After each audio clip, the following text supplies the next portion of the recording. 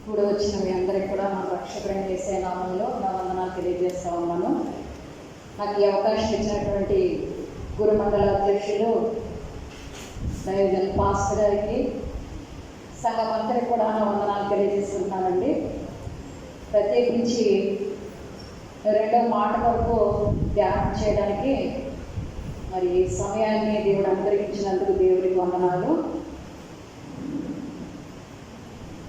రెండో మాటగా ప్రభువారు శిలువ మీద మాట్లాడుతున్నారు. ఏమనంటే, ఆయనను చూసి యేసు, నీవు నీ రాజ్యంలోనికి వచ్చినప్పుడు నన్ను జ్ఞాపకము చేసుకున్నాను. ఈ మాట దేవునితో మాట్లాడుతూ ఉన్నాడు ఒక దొంగ. అయితే మన క్రైస్తవ సమాజంలో రెండు విషయాలు మనకు కనపడుతూ ఉంటాయి.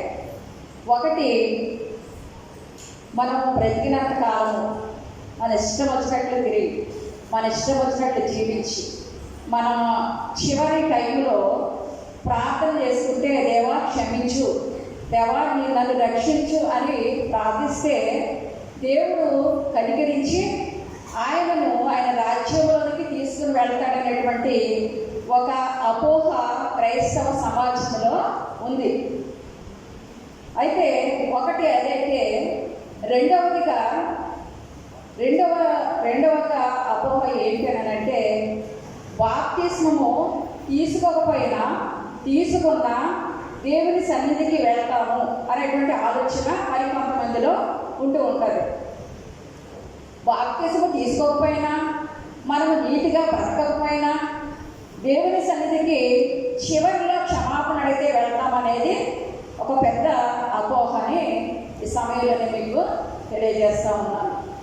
అయితే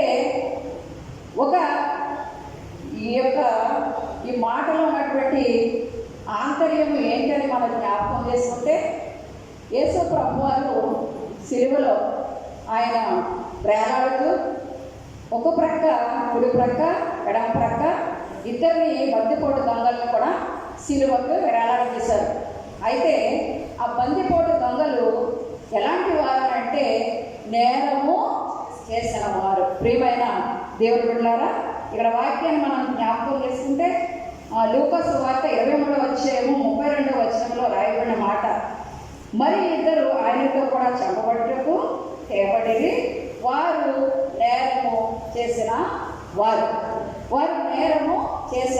వారు. అయితే యేసు ప్రభు